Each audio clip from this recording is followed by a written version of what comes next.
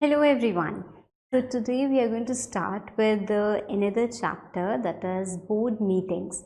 Now we talk about this particular chapter according to Companies Act. This is chapter 12, which the name of which is Meetings of Board and its Powers. Now whenever we talk about meetings, it is often said that in meetings minutes are kept but hours are lost, right? I hope you know minutes of meeting, that is what the reference here is.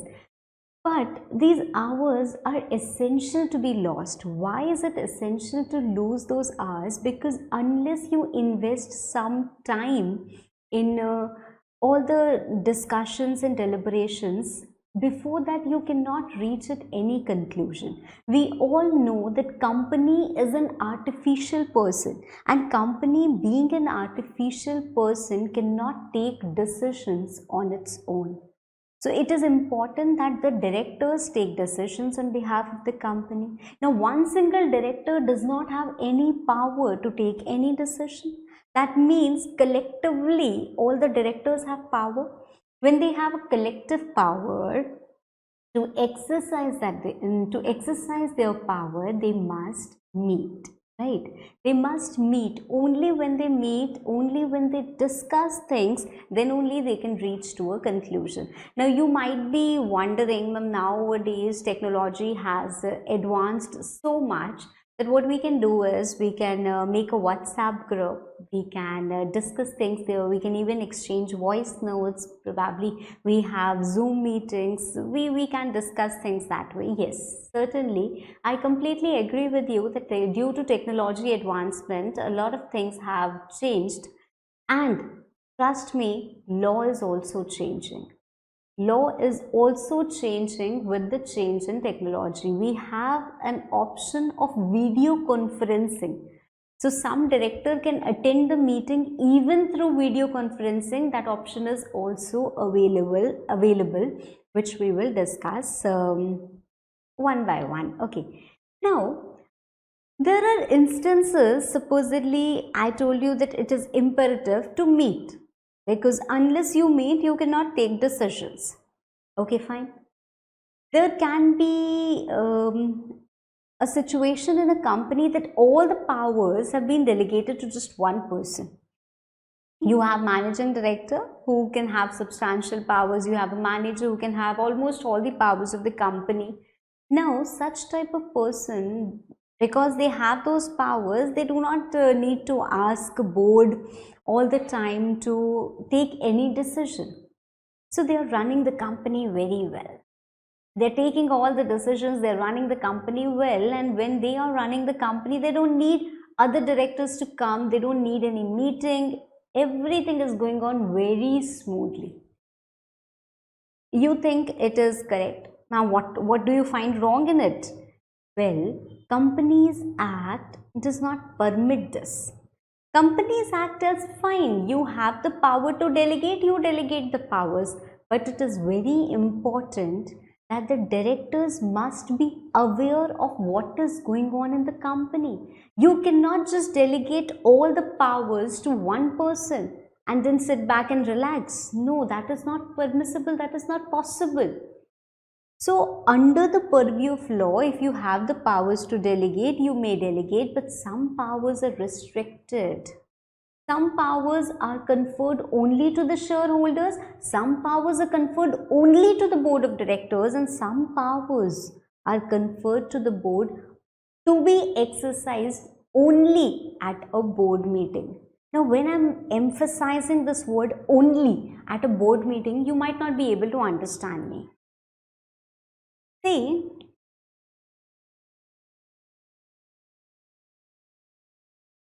a company works through its board of directors. And board of directors, any single director, individual director does not have any power. It is the collective power of all the directors. They take decisions through resolutions. They take decisions through resolutions. This resolution can be passed at board meeting. This resolution may also be passed by Circulation. By circulation, of which we know very less, right? Now, when I'm telling resolution passed at a board meeting, what is board meeting? It is the meeting of the board of directors. First question that arises, what is it? You know it. It is the meeting of board of directors. Why do we need to meet? Why do the directors need to meet? They need to meet to take decisions, to discuss things. Supposedly, company is in need of certain funds. Now, company wants to decide that whether we can borrow some loan or not, or if I decide to borrow some loan, how much amount is permissible, what is the I wouldn't say unanimous, because majority, a resolution, a board resolution is passed by majority, right? So if there are 10 directors on the panel of a board and 7 agree that yes, we must take a loan, and the amount of loan should be 50,000. If 7 out of 10 agree, then that means the resolution is passed and the company can now take that loan. See, this is a company, it is an artificial person. It is not like any decision can be taken by just any person, right? So, if company is in need of funds, first thing we need to check is that who has the power to borrow funds according to Companies Act. Then we need to check the articles of association of a company, that are any internal rules prescribed for the same. After we get to know that okay, board has the power to borrow amount or borrow any loan, we will have to conduct a board meeting, and in the board meeting we will have to ask all the directors. They all will vote, and if majority of the directors agree that yes, that loan should be taken, then we are going to proceed for the loan. And in the resolution, we are going to delegate this power to some director, that okay, let Mr. X be the one to undertake all the necessary steps in regard of loan sanctioning. Okay, so now Mr. X has been entrusted to carry on further the process. Okay, so that is how the whole process goes on in a company. So unless all the directors meet, they cannot actually take decisions. Now, when I am talking about this particular part, that is circulation, it is very closely connected to what we discussed. Okay, fine, it can be WhatsApp, it can be some other thing. Company just had an idea, someone, or maybe I am the managing director, I'm managing the company. One fine day I realized that the company is running short of money and we need some short-term financing. Okay, I don't have the power to borrow money because I'm just one of the director. I don't have the power to borrow. Now this is a proposal that came in my mind, that the company will run out of funds. It is very important that we borrow or we get some short-term financing. Fine. So since I do not have the power, I will have to propose this borrowing thing to all the directors, because collectively we have the power, right? So what I can do is, I can prepare a draft resolution, or I can just propose this idea and intimate it to every director. I have 10 directors, I can send that paper to 10 directors home, right? And when they receive that paper, someone would agree, okay, I agree. Someone would disagree, no, I don't agree, right? This might happen. So when I sent that proposal to 10 different directors at 10 different places, I got not 10 different replies, but definitely I can get some replies in my favor and some against me. Now, depending upon the votes, I can decide whether loan should be taken or it should not be taken. What is the drawback of this situation is that there are no discussions. There are no discussions, there are no deliberations, right? We are unable to discuss things. Supposedly, I have a point in my mind, a perspective in my mind, which I wanted to bring in front of all the directors, but I'm unable to, because I'm just sitting at home and I've got just one proposal. I only have to say, okay, I agree, okay, I disagree, right? But when we are meeting, Meetings are considered to be more constructive. Why? Because when you're meeting, you will have more ideas. When you're debating with someone, actually debates are quite often considered as a negative word, but debates actually bring out the best, because you have a perspective, you have a point which is contradicted by someone else, which gives you another perspective. And if you bring a point in picture, someone else listens to it, he gets another idea, another point. So whenever discussions are happening, actually the result is going to be the best for the company. But when there are no discussions, you're sitting at home and you're just saying yes, no, then no constructive decision is going to be the outcome. Okay, so this is also an option. When this is an option, that we will also see, and right now I'm not discussing about this. We have a lot to discuss about this also, but as of now we're discussing about this board meeting. So what is board meeting? It is the meeting of the board of directors. Why do we need to hold board meetings? Of course, to make decisions, because the company cannot make decisions and no individual director can make decisions. Okay, so that is why you need to meet. Okay, now when I told you that maybe all the powers are with one person, with one director, and the company is running smoothly, still Companies Act does not like it. Companies Act tells that every director should be aware of what is going on in the company, and for that you must meet. Even if you don't have any decision to take, then also you must meet, because when you meet, it is going to be beneficial for the company. You are going to become aware of what is happening around in the company. You are going to bring in your perspective. You just meet. Even if you don't have any decision to make and all your activities are running on smoothly, even without meeting, then also you are supposed to meet. Okay, so meeting is important. Meeting is important. Fine. When we say that meeting is important, one thing is sure, that law has mandated this. Law mandates meetings. Law cannot tell us that maximum you have to meet only 10 times. What if I have some 11th decision also to make? We cannot meet. No, law cannot restrict you that you have to meet only 5 times, you have to meet only 10 times. But law can certainly tell you that at least you should meet 4 to 5 times, at least you should meet 5 to 6 times. Well, let me clarify. Law has given you the minimum number of meetings limit as 4. So at least 4 times in an year. I'm just saying in an year. We have a lot of things to discover yet. This is just a prima facie discussion about meetings. Okay.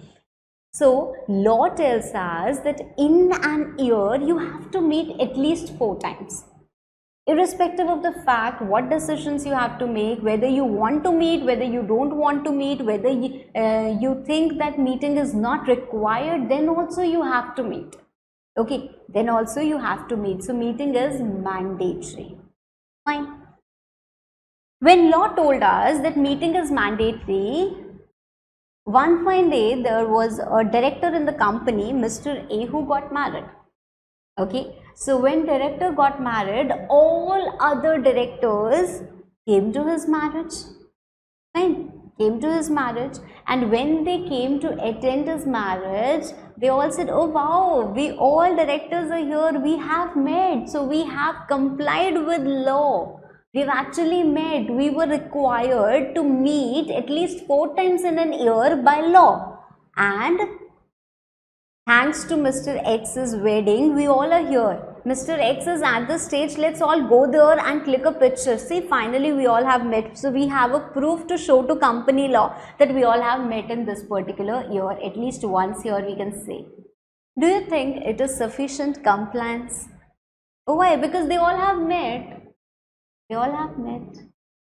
See, this is a formal meeting. This is not like meeting your relatives when you say that last Saturday we met at Mr. X's wedding. Now, what is the point in calling them over dinner just the next week? So it is not some relatives, or it is not some informal meet that we are talking about.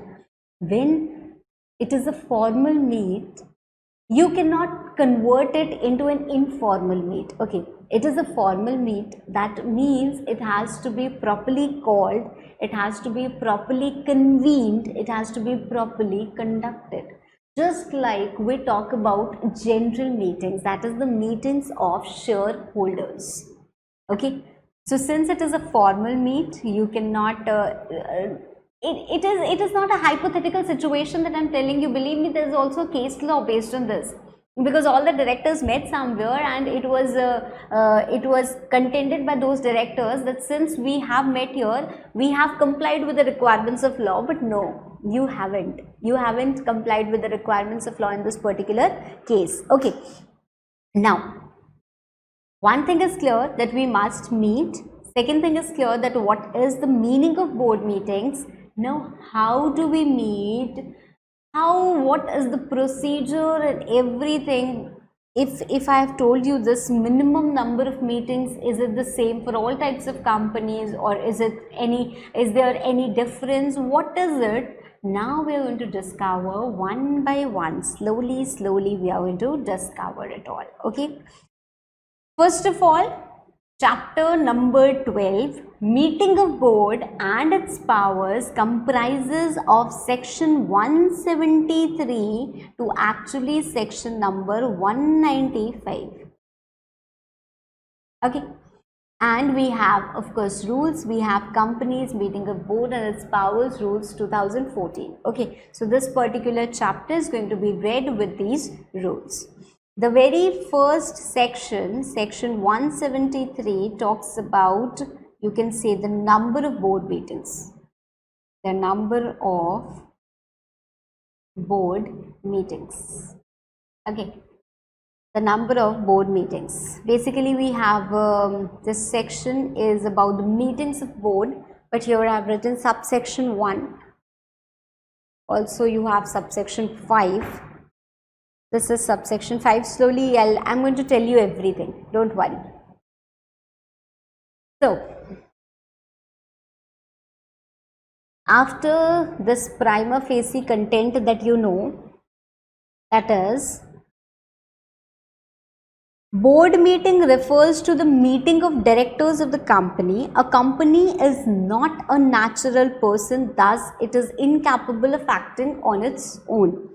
Board of directors has the responsibilities and powers to take major decisions of the company. To facilitate the process of decision making, it is important, it is essential that they meet at regular intervals.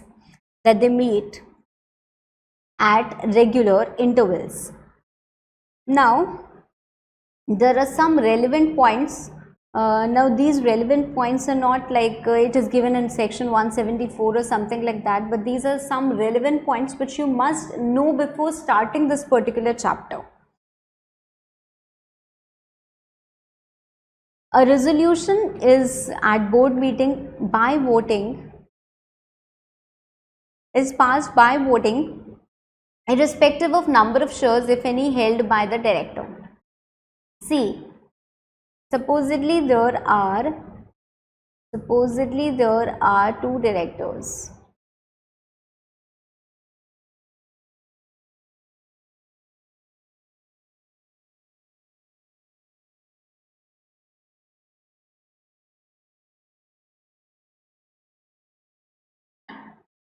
Mr.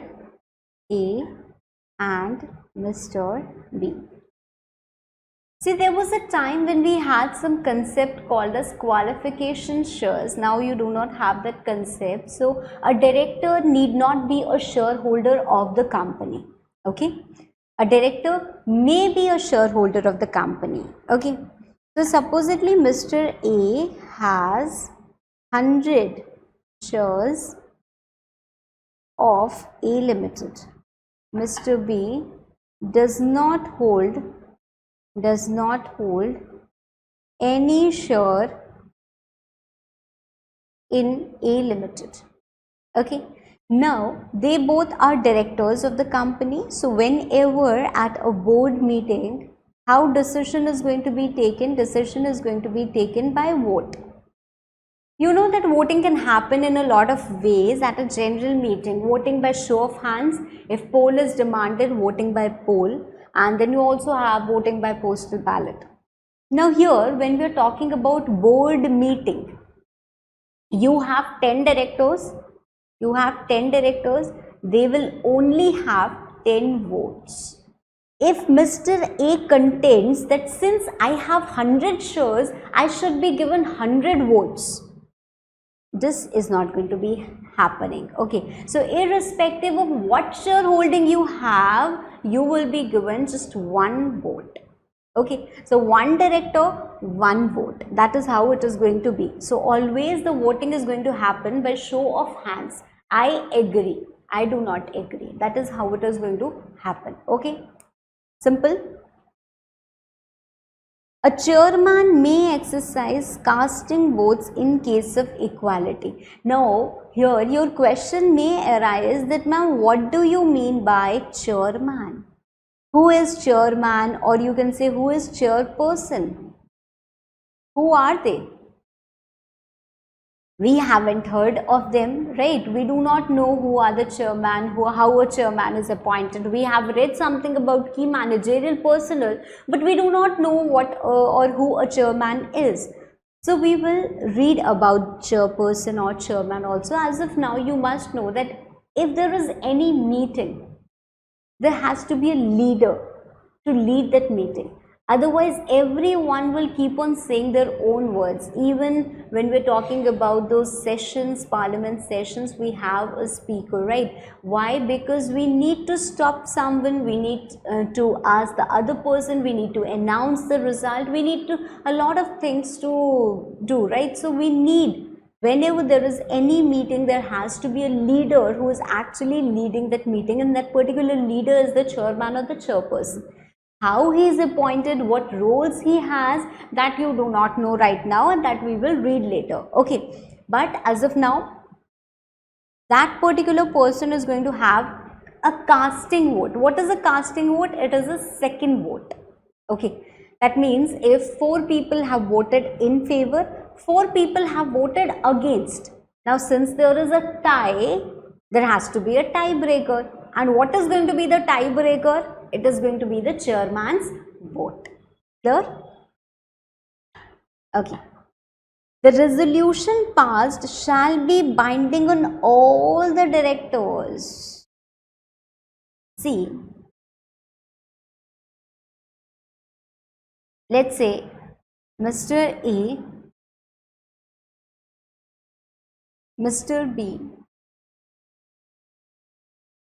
Mr. C.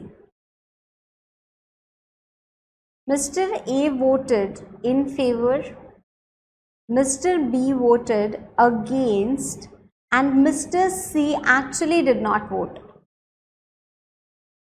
There are many students also in the class like that. If you come to a conclusion, if you ask some true and false to all the students, and you want the students to answer and ask them, say yes or no, or whether it's the statement is true or the statement is false. Now, when I ask them whether the statement is true, if I have 100 students, maybe 30 students would say, yes ma'am, it's true. Okay, 40 students would say, no ma'am, it's false, and the rest 30 students just keep on looking here and there. Okay, ma'am is not looking at us now, we do not know the answer, what is true, what is false, we do not know, right? So there are many students who would not be even willing to take that risk, or even they do not want to stress their mind in thinking that whether it's true or false. Ma'am is ultimately going to tell us, right? So we do not care, it does not matter to us. Likewise, you have these type of directors also, that it does not matter to us. I do not know and I do not want to get into it. Why? should have a stand, because it is you have to take decisions. Had you been the only person to take decision, you would have said something. So you should not abstain from voting, but even if you do, the ultimate decision is going to bind you. Now supposedly the final decision or the vote was in favor. Okay, so the final decision was in favor. A would be happy and would happily accept that decision because A wanted that only. B did not want that. So can B say, no, I did not vote in favor, I am not going to accept this decision? No, you have to accept this decision, because on majority basis the decision is going to be taken. If I ask you whether you want the class to be there tomorrow or not, and 50 students say yes ma'am, there should be a class, and maybe 20 students say that there shouldn't be a class, and I take the class, that means the 20 students who actually said no, this decision is going to bind the 20 students also. They also have to report here, right? They also have to come and attend the class, right? So it is going to bind this particular person also, and the ones who remain silent, they are anyway silent, definitely it is going to bind them also. Okay, so it is going to bind all these type of person. A director can vote only if he is present at the meeting and can't appoint proxy. We have read about the concept of proxy in a general meeting. So if I am a shareholder, I have very limited role to play. Okay, so I can appoint a proxy and it is acceptable. But when I am a director, in a board meeting, we are discussing all confidential matters. See, I will share with you an instance of my own life. When I was attending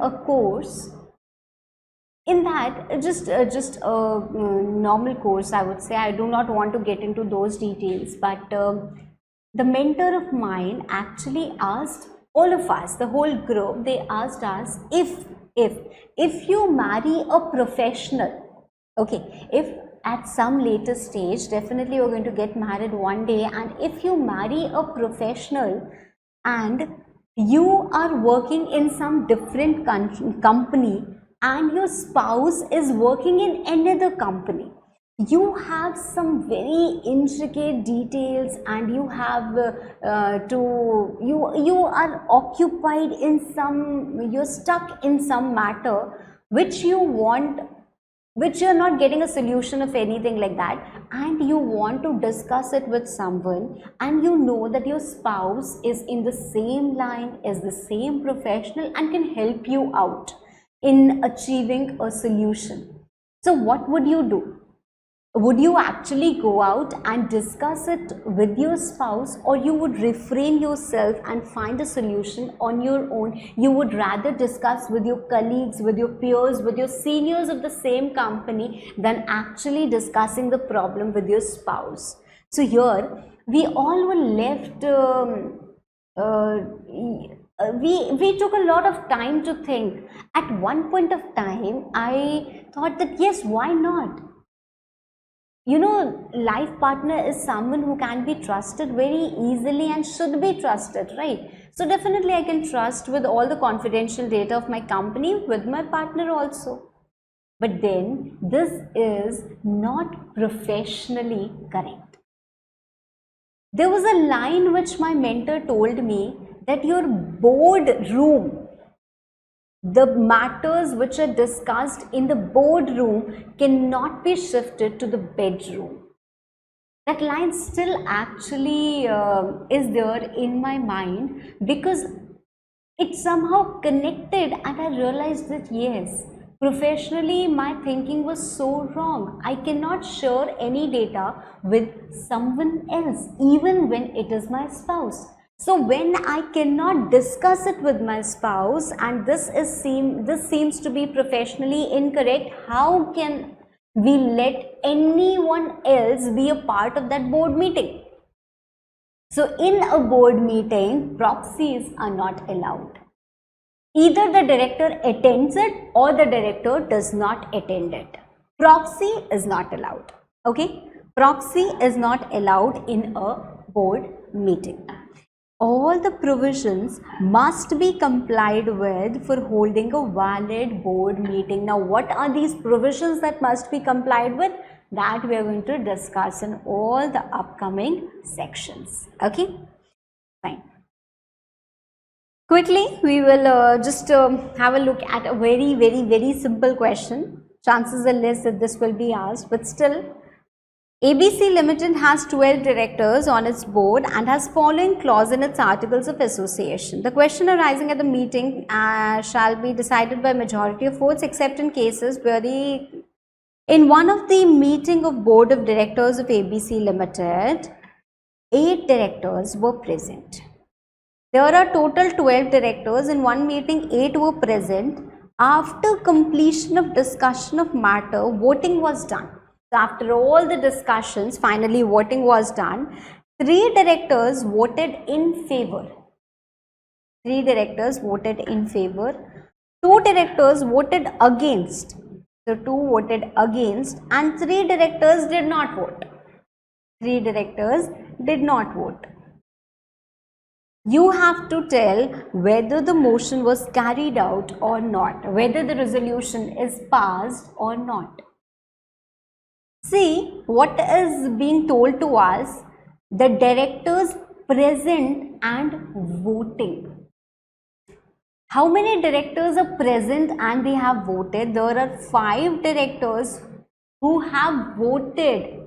The directors should be present also and the directors should vote also, unless it is a case of unanimous resolution where everyone must vote and everyone must give consent. Otherwise, in all other board resolutions, what has to happen is the directors must be present and they must vote. Okay, sorry. The directors who are present and have voted are to be considered. So, there are 8 directors who are present, doesn't matter. There are 5 directors who are present and have voted. Out of this, majority should have voted in favor, then only the resolution will be passed. So, majority of 5 is of course 3 and 3 have voted in favor, so the motion is passed. The motion was carried out. Okay. So, of course, your answer here comes out to be a big yes. Here? Fine. Now we actually start, now we are going to actually start with the provision. Section 173, subsection 1. It tells us about the number of meetings, the number of board meetings. I told you the law has mandated that you must meet at regular intervals and at least you should meet 4 times in an year. That is the general rule that you must learn. But apart from this general rule, you have a lot of other things also, through exemption notifications, through this, through that, through you have different types of companies with different types of rules. Okay, so here we have a chart. A company, if it is a normal and does not fall in all these categories, then minimum 4 meetings in an year. In an year. Let's read this. Hold a minimum number of 4 meetings of its board of directors every year in such a manner that. Now, this part also I haven't read and this part also I haven't read. What we have read so far is minimum 4 meetings in an year. Now, when it is written in every year, they are not specifying in every financial year, they are not even specifying in every calendar year. Ideally, when we are talking about Companies Act, usually everywhere in finance sector, we have financial year. So, if you ask me if I wouldn't have known this law, I would say financial year. But now I know this law, and there's a reason why it is so. So this means calendar year. I repeat, this means calendar year. So if you want to underline here, you can underline and definitely write it. Year here means calendar year. Okay. So this is the first thing that you need to note. Now, if we read only this particular rule, you can see a lot of loopholes. What are the loopholes, ma'am? Supposedly, only if law had told us that you have to conduct 4 meetings in every year. Okay, you have to conduct 4 meetings in every year.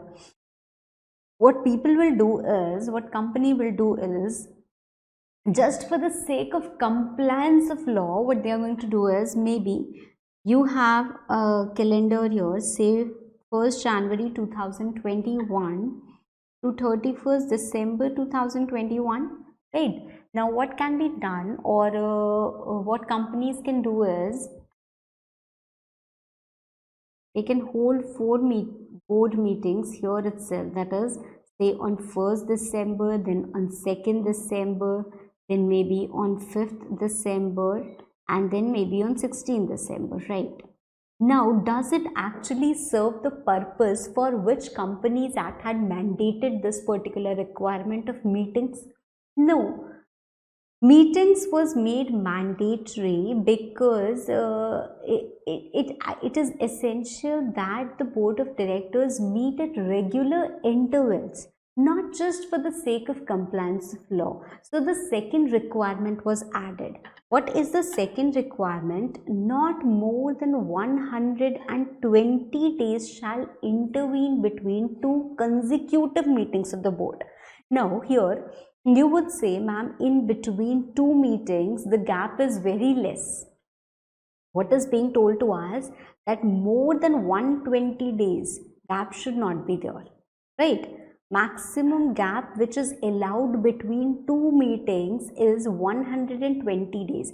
Not more than 120 days is not allowed. Okay. So, between any 2 meetings, if I say 1st December and 2nd December, there is not even a gap of 1 day, I would say. It is just the immediate next day. If 2nd and 5th December, you have 3 days, which is less than 120 days. If I talk about 5th and 16th, you again have 11 days gap, which is less than 120 days. So again the purpose, again you can say it is proper compliance. It is proper compliance since the time gap between any 2 meetings is less than 120 days. Now listen to me. This I'm talking about this particular calendar year. Supposedly, in the previous calendar year, the last meeting was on 15th December 2020. What law is telling, what is written here is, not more than 120 days shall intervene, shall be there, between 2 consecutive meetings of the board in any calendar year. It is not written. That means between any 2 consecutive board meetings. If we have a board meeting on 1st December, the previous board meeting was held on 15th December, right? And the time gap between these 2 meetings is certainly more than 120 days. So this is non-compliance of law. If you have to keep this, if you have to comply with law, then within from 15 December, within 120 days, you must hold a board meeting. Ideally, what we can say is, it is a kind of quarterly meet. That means, once again I'm telling you this, you do not have to write an examination because this is not the language of law. But ideally, if we talk, in every quarter, if you hold a board meeting, it is going to be sufficient compliance. Then you can say the time gap between 2 meetings is not going to exceed 120 days, of course subject to all other dates.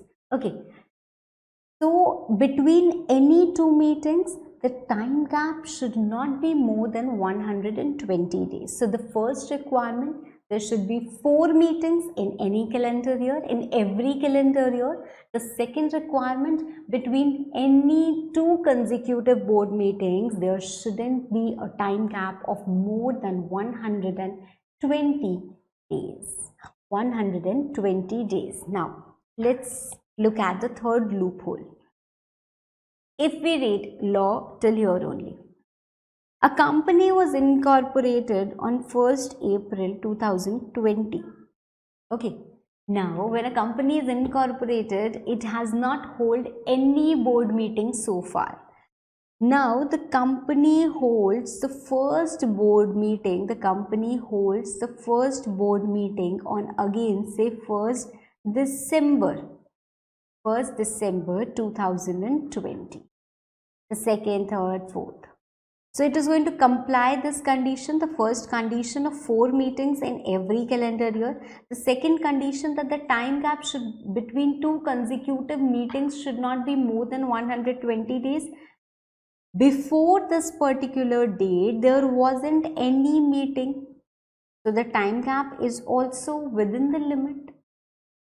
So do you think in the first year of incorporation, if anyone is going to hold the first board meeting at such a later date, do you think again it is serving the purpose for which Companies Act incorporated this particular provision? No. So there is another point written here. Every company shall hold the first meeting of the board of directors within 30 days of the date of its incorporation, and thereafter hold a minimum number of 4 meetings of its board of directors every year in such a manner that not more than 120 days shall intervene between. Not more than, that means there can be 120 days, okay, not more than 120 days between any two consecutive meetings of the board. So I hope you have understood all these 3 conditions. So whenever we are talking about the number of board meetings, you have to remember these 3 points. First is, first board meeting to be held within 30 days of incorporation, 4 board meetings in every calendar year, not more than 120 days between any two consecutive board meetings. Okay, fine. Now, central government has the power that it can, through notification, direct that some provision are not going to apply to any class of companies, or it is going to apply with some different conditions, some different modification, or some different exception. Okay, so central government has exercised this power and has brought out through different exemption notifications a lot of different conditions for certain set of companies. What are those set of companies? We are now going to discuss them. See, IFSC public companies, IFSC private companies, such exemptions are not asked in examination, so you don't have to focus much on it. But when I'm talking about government company, when I'm talking about private company, then you must remember this. Okay, fine. And especially in this particular section, here is a chart, you have to remember it all. You have to remember it all. Okay, so through exemption notification, first of all, section 8 company, if it has not committed any default of filing.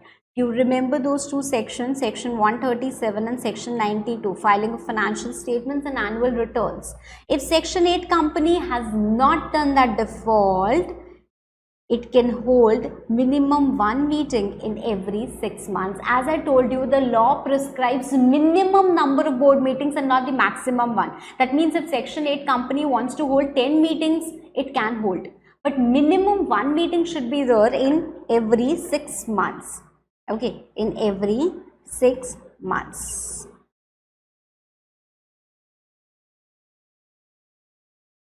Section 8 companies, Through notification, central government has prescribed a limit to hold one board meeting within every 6 calendar months. Every 6 calendar months. So, you have to remember this. I have told you the whole concept. Now, Section 173 subsection 5 actually tells us that one person company, small company, dormant company and a startup private company. What do you mean by startup private company? You must be knowing this concept, right? So any private company, there are other categories also who have applied to the government for being recognized as a startup and are recognized as a startup. They are conferred with a lot of exemptions in Companies Act, even in Income Tax Act, in different laws, they have been conferred some exemptions just to help them grow. Okay, so for the first 5 years especially. Okay, now if it is a startup company, that means government wants such companies not to be burdened with a lot of compliances. That is why one person company is a small company. Small company by name is also a small company, and dormant company wherein you do not have any significant transactions, right? So such type of companies are also being given some relaxation through the act itself. That is through subsection 5, it is being told that they can hold one meeting in each half of a calendar year, but this is through exemption. It does not talk about the gap. Here, the gap between two meetings is not less than 90 days. Is not less than 90 days. That means the minimum gap between two meetings should be 90 days. You realize my point? That means if I am holding a meeting, say on 1st January, I cannot hold a meeting on 1st February because the minimum gap between two meetings should be 90 days. So, and for all other types of companies, first meeting should be held within 30 days and minimum 4 meetings in every year, such that gap between two meetings should not be more than 120 days. 120 days. Clear? So you have section 8 company for which minimum one board meeting in every 6 calendar months. OPC small or dormant company. Actually, this both is the same only, fine. Then you have all other types of companies and there is one more point. If there is one person company, we know that in one person company, the minimum number of directors required is just one, and you cannot meet with your own self, right? So for a one person company may have one director, may have more than one director. So if one person company has more than one director, it has to meet at least once in every half year, and the gap between two meetings should not actually I would like to correct this particular point. The gap between two meetings, it's minimum 90 days. Here you don't have to write maximum, it is minimum 90 days. I will correct it here itself, otherwise it's going to go, this has to be minimum, okay?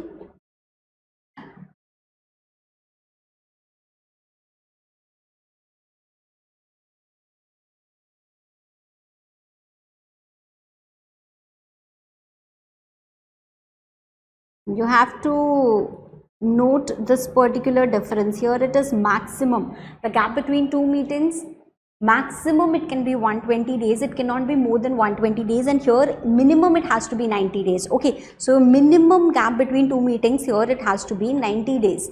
And so if you have one person company in which there is more than one director, you have to follow this particular rule. If you just have one director, then this subsection is not applicable to you.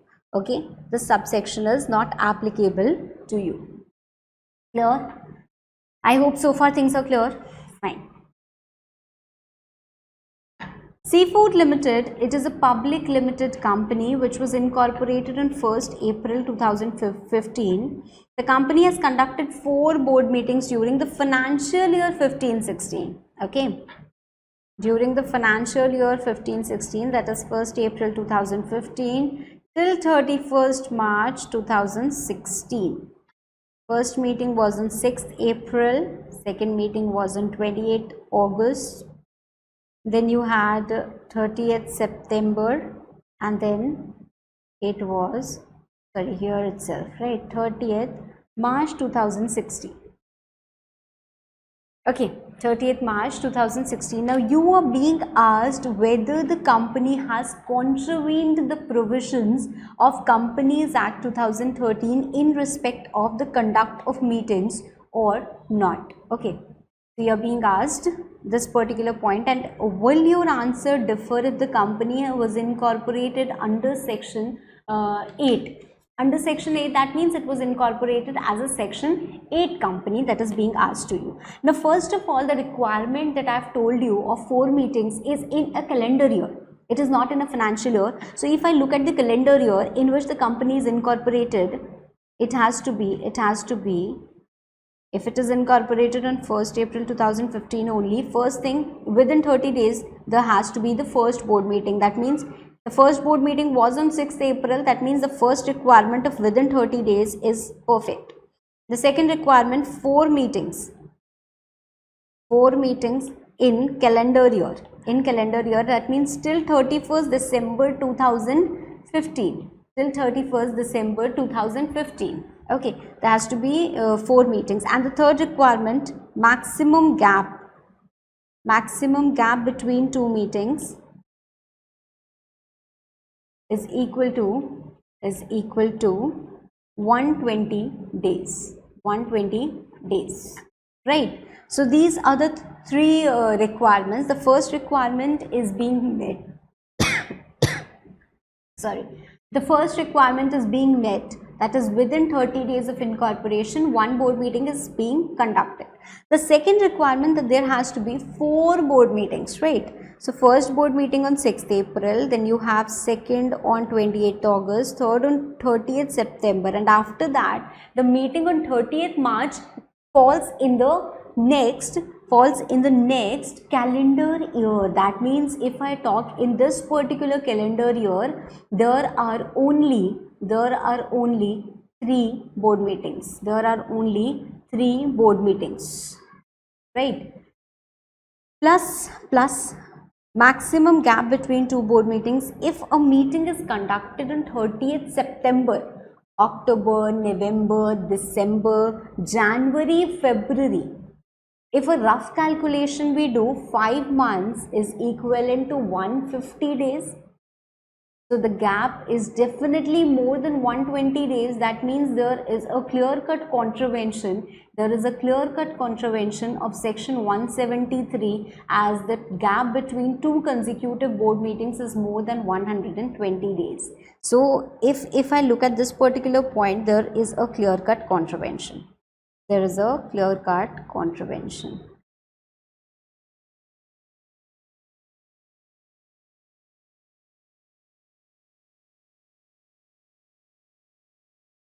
Will your answer differ if it was a section 8 company? If it was a section 8 company, then you have to hold and it has not committed any default in filing under section 137 and section 92, then the company can hold a board meeting in a span of 6 calendar months, right? So here I would say in 6 calendar months.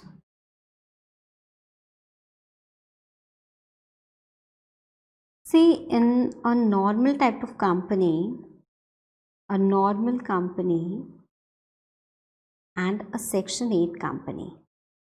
If I talk about a normal company, you have 4 quarters in a calendar year. First of all, where does this calendar year comes from? You might be asking this question or maybe having this question in mind. So calendar year, in any law, if something has not been defined, where do we find its meaning? We switch to General Clauses Act, which has a meaning or which is a kind of referential for all other acts if the respective acts are silent, right? So when we switch to General Clauses Act, we come to know that in general, year means a calendar year and it cannot be construed or inferred as a financial year in absence of the given information. So because Companies Act in this particular section does not specify which year, we actually take it as calendar year. Okay. So that is from where calendar year comes, right? Now the second thing, supposedly a newly incorporated company, if a company is incorporated in October or in November or maybe in December, do we have to hold 4 board meetings in that particular calendar year only? No. See, actually, if we try to understand the law, we will be able to analyze that 4 board meetings probably for each type of quarter, right? So if I say that a company is incorporated on 1st April 2015, I can say that 3 board meetings are sufficient compliance. Okay.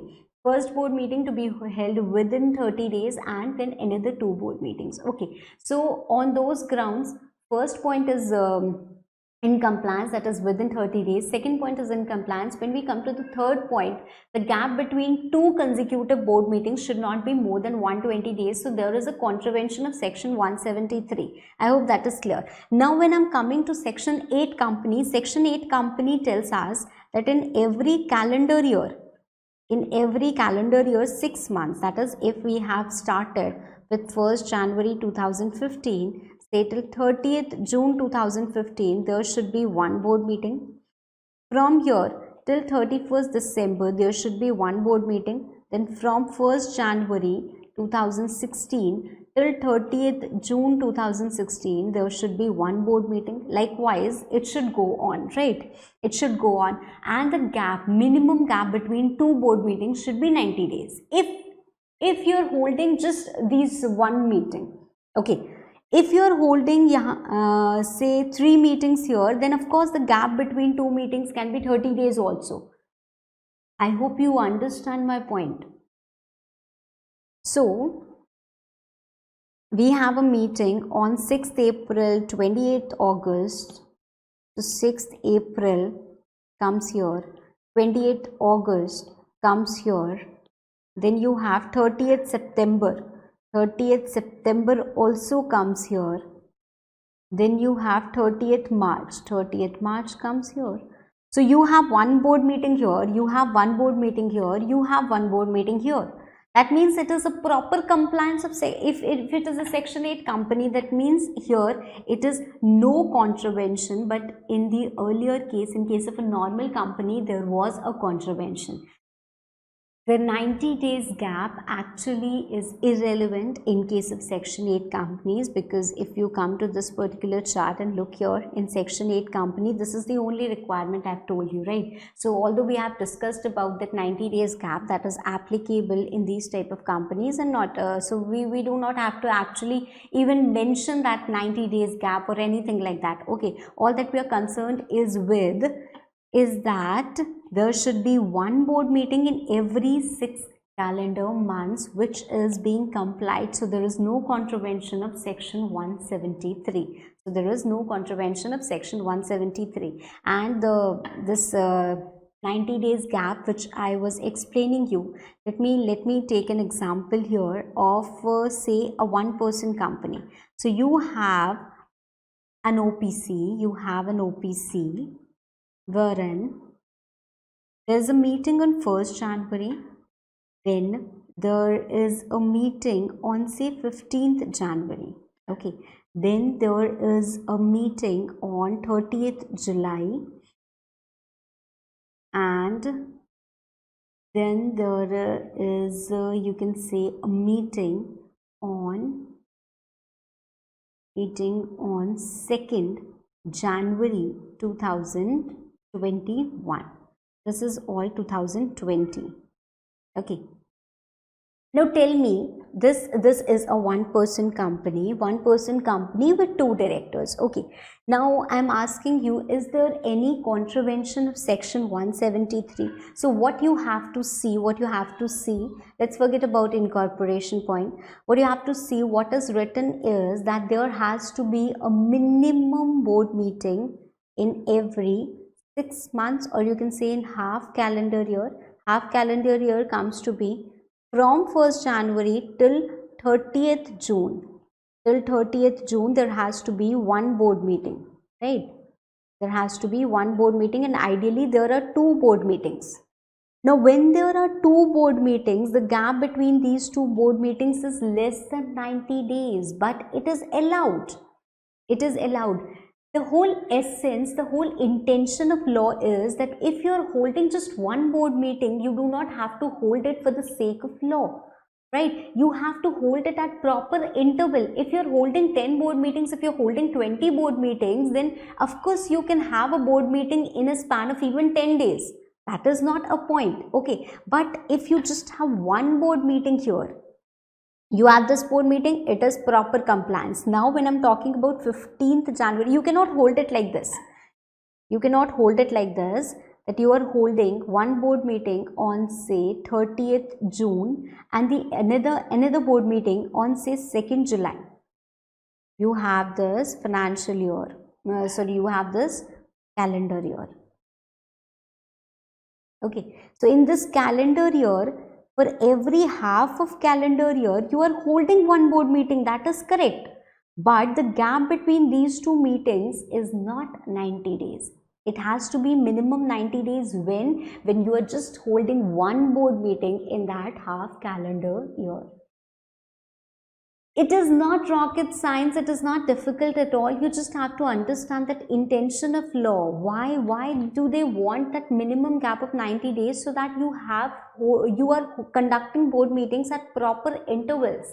If you are having n number of board meetings, if you are having many board meetings, then it doesn't matter. Okay, it doesn't matter that even when your time gap is less, because you want more board meetings. But if you're just having 2 board meetings in one calendar year, the time gap should be minimum 90 days.